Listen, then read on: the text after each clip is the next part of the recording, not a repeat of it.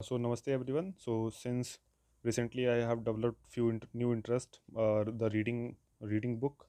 So I'm going to start a new book from today. That is the India Way, which is being written by Dr. S. Jaishankar, our Honourable Foreign Minister. But this book was, I think, written when he was not the Foreign Minister. If I think so, no. It was published in 2020. So first edition was published in 2020 and he became the foreign minister in 2019. So let us see what he has to say about this book, that is the India Way, strategies for an uncertain world. So again I will show you, this is the book, the India Way, and written by Dr. S. Jaishankar, our honorable foreign minister, and he has been mentioned about the strategies for an uncertain world. And this book is the best book for international understanding the international relation, and there are the complexities of the international relation. So this book has been divided into eight chapter. So the first chapter is about lessons of Awadh, art of disruption, and all these things. So we'll start reading the book chapter wise. So I will try to cover one chapter in one video. So let us start with the first chapter, that is the lessons from Awadh. The lessons from Awadh. This is the content. Lessons from Awadh. The danger of strategic complacency. So before starting this book, there is a quote of Thiruvalluvar that wisdom is to live in tune with the mode of changing world. That is, you should be ready to cope up with the changing things of the world. If you do not change yourself with the changing world, you will be vanished by the time. So let us start the first lesson, that is lesson of Awadh, the dangers of strategic complacency. And again there is another quote, starting of this lesson, that is by Plato: the heaviest penalty for declining to rule is to be ruled by someone inferior. So this is a very important quote and a very important learning. So let us start the book. A famous Satyajit Ray film some decades ago captured the Indian self absorption that shapes its larger awareness of the world. It depicted the two Indian Nawabs engrossed in a chess game while British East India Company steadily took over their wealthy kingdom of Awadh. Today, as another global power rises, that too in India's immediate proximity, this country cannot be oblivious once again to its consequences. Ideally, the emergence of China should serve as an inspiration to sharpen India's competitive instincts. But at the very least, it should stir a serious debate about the direction of world politics and its implications for us. This is important because, in parallel, there are other momentous shifts underway. A larger rebalancing was already in evidence, now overlaid by a greater regional volatility, higher risk taking, stronger nationalism, and a rejection of globalization. So, this is a regional volatility, higher risk taking, stronger nationalism, and rejection of globalization. But the critical change is the recalibrated posture of an America that has long been the bedrock of the contemporary international system. Its response to China's rise may well determine the direction of contemporary politics, because global happenings are not always factored fully into its internal dynamics. Such developments have often passed India by. How they impact its thinking is not always made clear in the absence of definitive political narratives. So, as India rises in the world order, it should not only visualize its interest and great clarity, but also communicate them effectively. So, this is an effort to contribute to that endeavor, encouraging an honest conversation among Indians without discouraging the world from eavesdropping. International relation may be mostly about other nations, but neither unfamiliarity nor indifference lessen its consequences. So rather than allow events to come upon us, these are better anticipated and analyzed. That has not been our history, as demonstrated in the Panipat syndrome that saw invading forces enter Indian heartland for decisive battles. This default option of playing defense reflects a mindset that does not comprehend external events well, leave alone appreciate their implications. In contemporary times, Indian agnosticism about the outcome of the Second World War has major repercussions. In the next decade, India's handling of the Cold War led Pakistan, a small neighbor, to close the power differential for decades. The consequences of its illegal occupation of part of Jammu and Kashmir was to underestimated as the strength of its revanchist sentiments after 1971. Understanding of China has been adequate, whether it was significance of the 1949 revolution, later the intensity of its communist nationalism, or finally the enormity of its post 1978 rise. As India developed a greater familiarity with world politics, power equations were misjudged by political romanticism. Inevitable decisions such as on nuclear weapons were consequently delayed at great cost. The issue of pursuing earlier a United Nations Security Council seat is another example that has been debated widely. Missed opportunity in economic development by turning our back on global progress are, of course, a story told before. While the 1971 Bangladesh War, the 1991 economic reform, 98 nuclear test, and 2005 nuclear deal were exercises in strategic retrieval, it nevertheless told on our overall standing. It is only more recently that a stronger realpolitik has overcome a complacency based on an entrenched dogma. The rise of a potential superpower is naturally a disruptive occurrence for any global order. If we forget that, it is because the last time it happened with the USSR was in the midst of a world war that masked its emergence. Transition between superpowers and their overlapping coexistence are difficult at best of times. The one between UK and US in the first half of the 20th century is the exception, not the rule. But when societies are built on different principles, then it is very much harder to reconcile contestations with collaboration. Divergences may matter less with a nation's influence is relatively small and its actions mainly affect its own people. It was perhaps more acceptable in the immediate post colonial world when capabilities were of lesser order. But once they reach a global scale, it became much harder to overlook. Conducting international relations while being agnostic about the character of societies has its limitations. This is strikingly evident today as attitudes across the political divide reinforce each other. Even as as this started happening, globalization as a powerful compulsion for cohabitation initially mitigated emerging contradictions. At some stage, however, geopolitical stresses have found articulation as a vocal nationalism among states that feed off each other. Sharper competitiveness should be expected as a driving force of the world today. China's full-blown arrival on the global stage was inevitably had its repercussions. Some of that arises from the natural displacement of other powers, but part of it also because of China's unique characteristics. Unlike other nations that rose earlier in Asia, it is much harder to fit into the Western-led global order. The reality, oh, okay, so this line is talking about Japan's rise, which easily fit into the Western-led global order, but China is refusing to do so. So this reality now is that the two most powerful nations of our day has served each other's purpose politically for many years. Now no longer do so. It is India and I think India and China. For India, such a scenario raises a host of strategic challenges. Handling that adroitly will be important, especially when approaching it from the perspective of our own interest. Developing the mindset to not only respond but actually leverage that is what could define a new India. The US currently is back on the strategic drawing board as it's reinvent itself. Its interim approach is of greater individualism, more insularity, and sharp retrenchment. This exercise of recalculation is a difficult one because the consequences of its past strategic bets cannot be easily undone. So we hear a potent narrative of unfair trade, excessive immigration, and ungrateful allies. And market access, technology strength, military dominance, and the power of the dollar now seem to be the ingredient of an emerging solution. Whatever the politics that unfolds in America, much of the changes is there to stay. The US-China dynamic will impinge on the two states themselves and on the world is the global backdrop for the Indian policy making. The era of benign globalization that facilitated that the dramatic rise of China has come to an end. Okay, so Dr. S. Jaishankar is arguing that era of globalization that has led to the rise of China is somewhat becoming coming to an end, and the deglobalization process has gradually started. How this came to pass, it's obviously important. What to make of it even more so. India's rise has been slower and will now have to navigate difficult waters. We have entered a turbulent phase where a new kind of politics is being fashioned. The issue is not whether India will continue rising, that vector is reasonably assured. The question is how to do so optimally in an era of greater uncertainty. For the near term, India has little choice but to pursue a mix of multiple approaches, some orthodox and some more imaginative.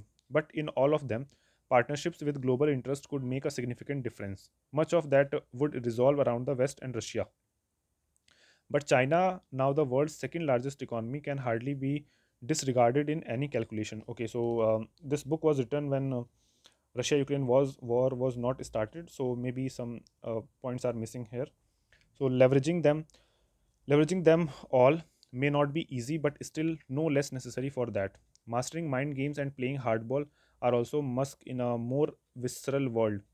To do all that is vital that we come to terms with its complex dynamics. Only then can India successfully execute strategic policies for a new era.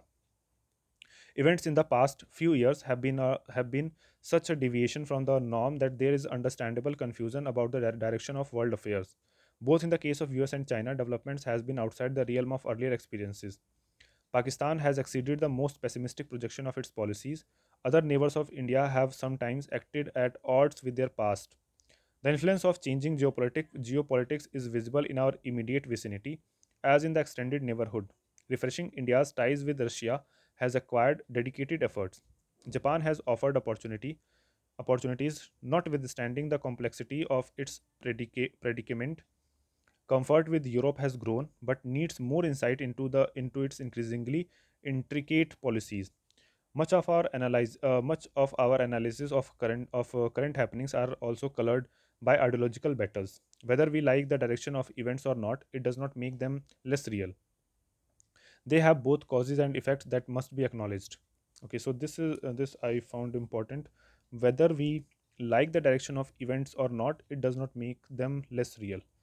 So they have both causes and effects that must be acknowledged.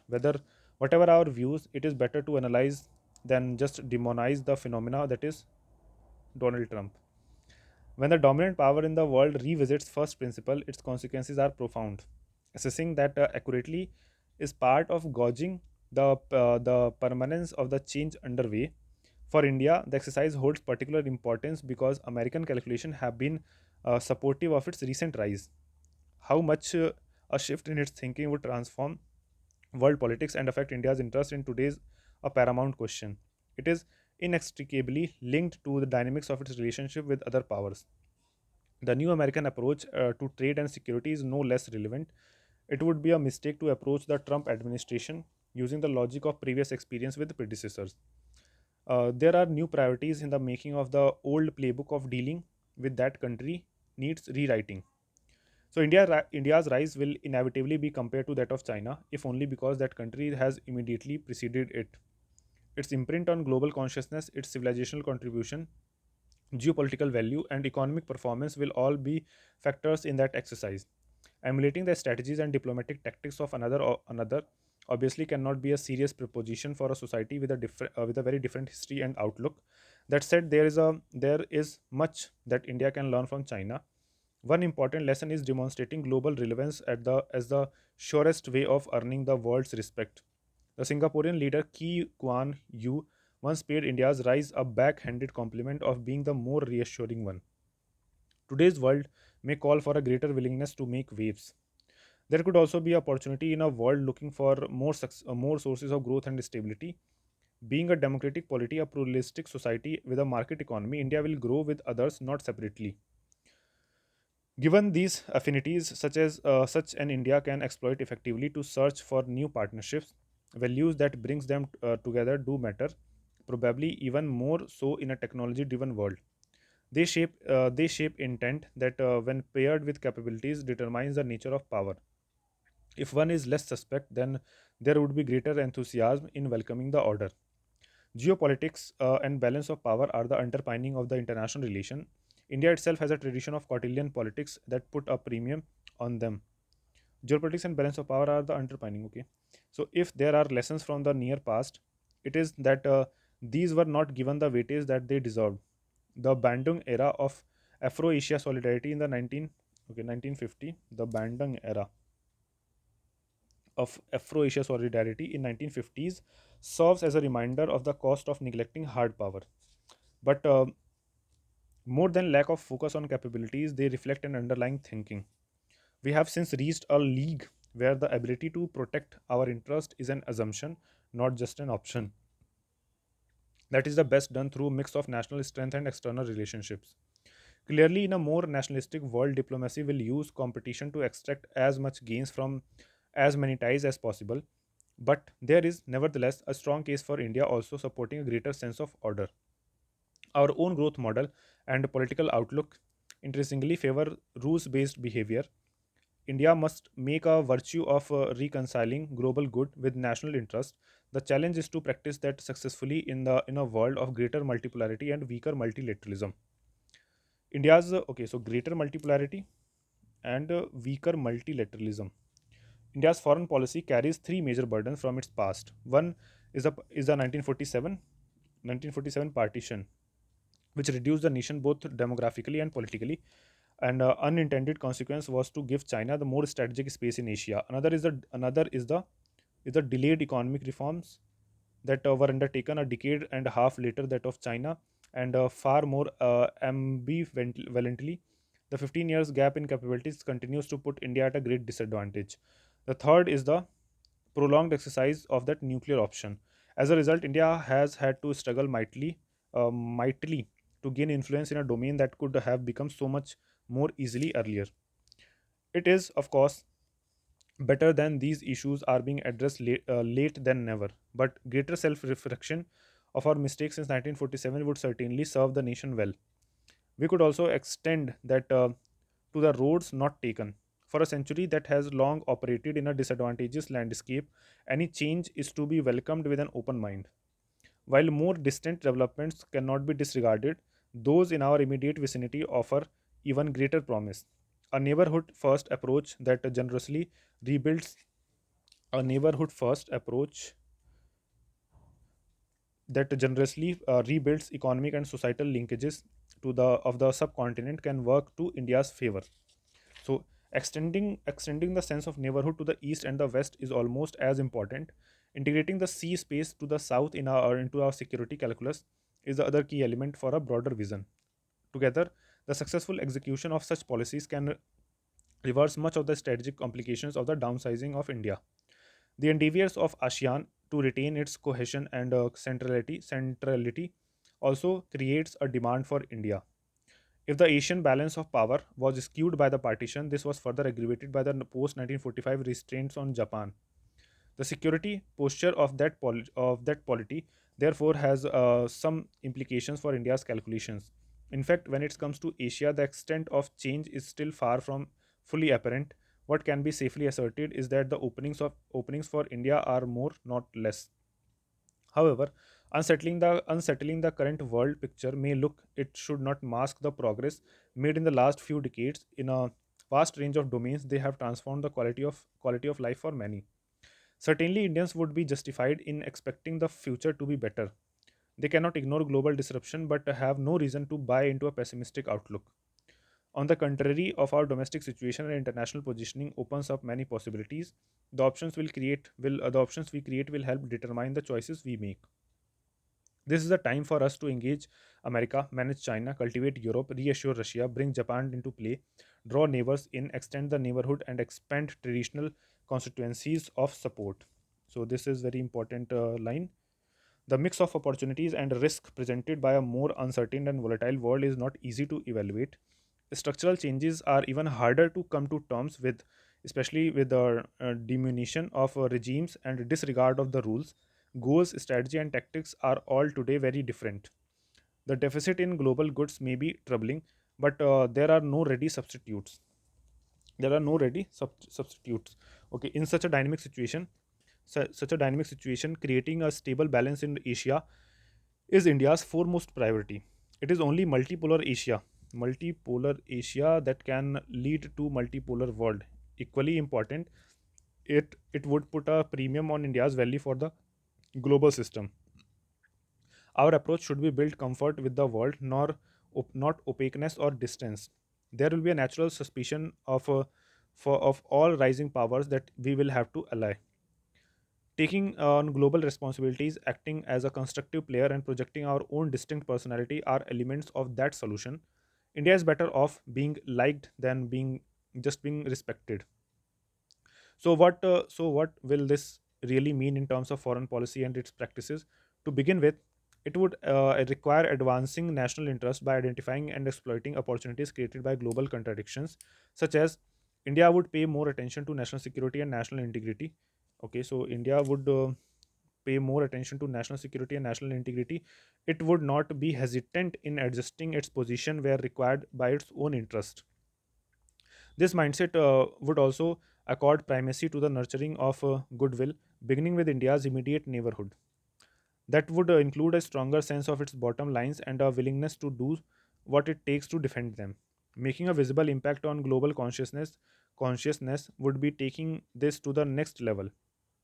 It would encourage a greater contribution to global issues and regional challenges. Humanitarian assistance and disaster response is an obvious platform to demonstrate a more forthcoming posture. There would be conceptual aspects as well. Introducing our own diplomatic terms into discourse is intrinsic to the process of international emergence. The Indo Pacific, the Quad, or the BRICS earlier are illustrative examples. Brand building that already plays on our IT and business strength could be expanded further. The corona pandemic has allowed India to be now projected as the pharmacy of the world, so cultural practices can also be mainstreamed to strengthen that process. Observing that International Day of Yoga, or advocating traditional medicines are cases in point. Even the more prolific use of our own language is in interacting with the world is an indicator of the changing equilibrium. But more than the promotional elements, it is the underlying assumption that can make a difference. We have been conditioned to think of the post 1945 world as the norm, and departure from it as deviation. In fact, our own pluralistic and complex history underlines that the natural state of the world is multipolarity. It also brings that a constraint in the application of power, a behavior and a thought process which reflects that can facilitate the creation of a more favorable equilibrium with others. Indian policymakers may need to assess the merits of more realism in their approach to world affairs. To a great extent, this is a compulsion forced on them by global developments. Increasing nationalism across geographies is contributing to a more transactional view of international relations. The primacy being given to trade and connectivity to shape choices strengthen these trends. An unabashed America first and muscular China dream are setting the tone. In any case, Russia's focus has long been narrower than that of the Soviet Union. But even a Europe with a growing fortress mentality is struggling to find the right balance between the interest and values. As for Japan, its continued caution speaks for itself. India has a little choice but to do in Rome and Romans do as Romans do. Indeed, it can do really well and perhaps even find new opportunities in the process. However, there is also a reason for brand differentiation that is especially important for a rising and aspirational power. In India's case, this would build on the positive aspect of its nationalism. The world must be reminded that we provided economic assistance and training to others when even when our resources are meager. The expansion of India's engagement with the world should be seen something deeper than just ambition. The approach of Sabka Saath, Sabka Vikas, Sabka Vishwas is a relevant of foreign policy as to the domestic one. It should articulate a fundamental desire to engage the world more comprehensively. What India and the world mean to each other will change as they develop new equations. An economy that is transitioning to a higher level will hold a different relevance. That will mean striking the right balance between developing stronger national capabilities, making it easier to do business, ensuring a level playing field, and growing the global economy. The new equilibriums between the world and the India will arise in different fields. Some of them not without friction. So this is important. New equilibriums between the world and India will arise in different fields, some of them not without friction. But the international community has much more riding on India than just economic gains. Its performance will determine whether sustainable development goals are achieved. Whether sustainable development goals are achieved, climate change challenges are addressed, disruptive technologies are adopted, global growth is balanced and accelerated, and a larger pool of talent is made available. So, not just that, it is also very much on India's record that the global credibility of democratic practices will be strengthened. For that, India must successfully take forward its own model in the years ahead. While the progress of what will be the will be among the larger economies in the next generation will be carefully monitored. Its relevance to the priorities of the world will attract even more attention. Central to that exercise will be the ability to deliver a credible Make in India program that can contribute to more resilient global supply chains. No less significant will be the deployment of emerging and green technology on a scale that make for a global difference. The socio-cultural changes that this India is undergoing are also an important factor in the overall metrics. Younger demographics and a broader awareness are contributing to the younger self-belief.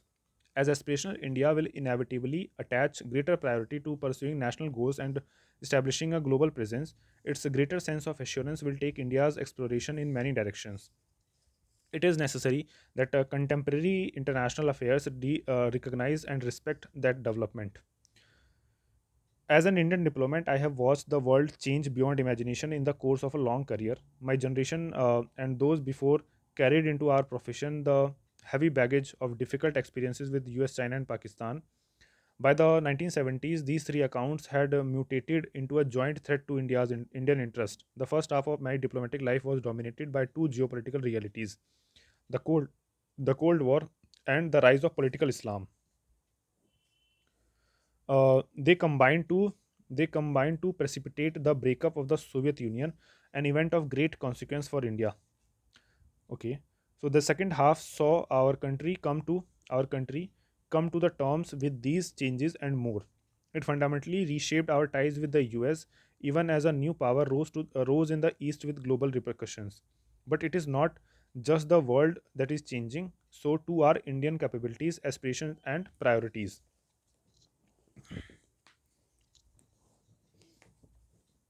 So priorities, so all of this is a cumulatively reflected in an evolution from the centrality of the Soviet relationship to convergence with multiple powers.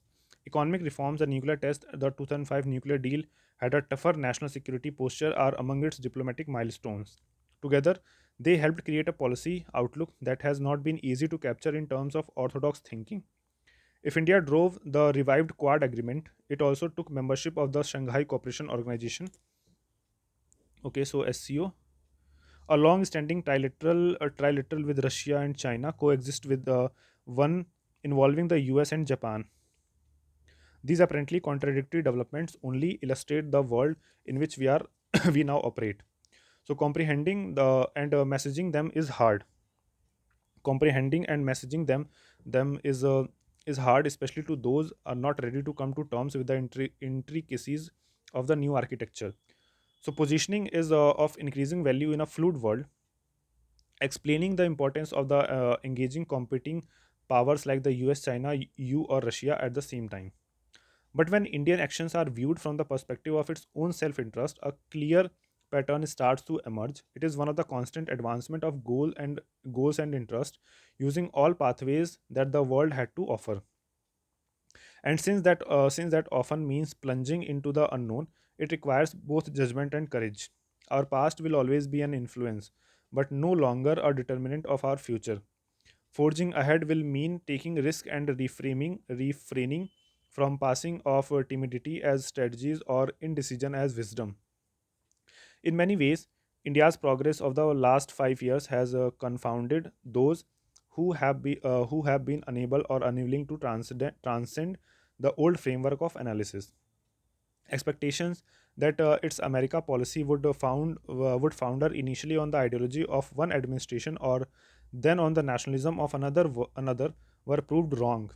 That India could stand firm on key concerns and yet establish a stable relationship with China was not easily appreciated. The structural basis for ties with Russia is underestimated, as also the relevance of Europe and Japan to contemporary India. Perhaps the strongest preconception were in regard to the immediate neighborhood. Every complication was depicted as a setback, and every correction was explained as an inevitable happening, presumably independent of India's action. That being the case, it is hardly a surprise that the transformed landscape in our vicinity was not even recognized. Pakistan, predictably, has been the cause of the greatest debate that India could offer a hand of friendship, but nevertheless respond strongly to acts of terror is hardly a contradiction, except for those determined to see one. Clearly, different actions, player, and times call for different responses. And setting the agenda to reflect contemporary challenges like terrorism is a common sense, not willfulness. So those with a historical sense of our national security threats will understandably worry about Afghanistan. Whether we blame it on imperial overstretch or just plain misjudgment matters. There have come to a different difficult pass. But it is also true that the clock cannot be turned back 2 decades. India has a hand to play because of its contributions during this time, and it has consequently a standing of its own that is of no small value. So therefore, it is important not to be stampeded by the tactical maneuvers of others. We will count not because of the largesse of the world, but due to our strength. And our role will not just reflect that, but also our convergences with other interested powers. Experience of governance always adds greater reality to any analysis. Simply put, many things are easy to advocate, much harder to do. In fact, this was precisely that argument with the which my father tempted a student of international relation to sit for a foreign service examination in 1976. The learning since is that actual policy in a large country is a parallel pursuit of multiple priorities, some of whom could be the contradictory. Neither abstention nor hedging are always answer to their pulls and pressures. Choices have to be made, not just debated, and they cannot be without cost. So this is very important thing. Choices have to be made, not just debated, and they cannot be without cost. So, but before choices comes the issue of capabilities. It is our ability to rise to domestic challenges that will determine India's place in the world. We are the least focused on the right issues now: digitization, industrialization, urbanization, rural growth, infrastructure skills, etc. The achievement of sustainable development goals can be for India what the Millennium Development Goals did for China. This will be the discussion for on the economic front that will have a direct bearing on our comprehensive national power. We have a record of both overprotecting and underprotecting different sectors. The we have record for both overprotecting and underprotecting different sectors.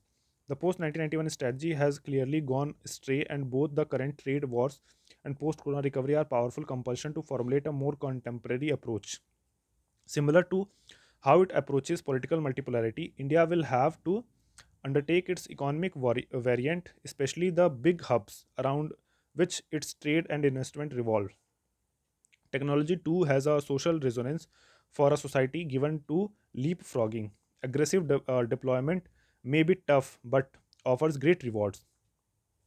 Okay, aggressive deployments may be tough but offers great rewards. Eventually, leading abroad will require delivering at home. So, going up in the global power hierarchy, whether in terms of our of capability or influence, is only one element of India's rise. Our nation has other journeys to make in parallel. In the last few decades, we have heard more authentic voices as the democratization took deeper roots. These changes in our national culture have been affirmed, amongst others, through political and electoral outcomes. At the same time, India is also transitioning from a civilizational society to a nation state. It involves assuming attributes that introduce discipline and formalism in aspects of our daily life. So there are also problems left from over history, especially the partition that require fresh thinking. So quite apart from its growing prominence, the world is today required to come to terms with this changing India. The key question pertaining to us reflects the global rebalancing underway. Will the world continue to define India, or will India now define itself? Awadh remains the symbol of the former to this day, but it is now to be the latter. Then it means not just new equilibriums with other powers, but with the world order itself. India is today on a voyage of self-discovery, and the lessons of Awadh are its surest compass in that quest. So that was about the first chapter, which is the lessons from Awadh. The most important thing which I noticed that will the world continue to define India, or India will define itself? So this is very important thing thing we should know, that the time that world used to define India has gone by, and it is the time that India will define itself. So so that is the thing that is being argued by Dr. S. Jaishankar in this chapter. So the first chapter has been finished. We'll continue reading the second chapter in the coming time. So till then,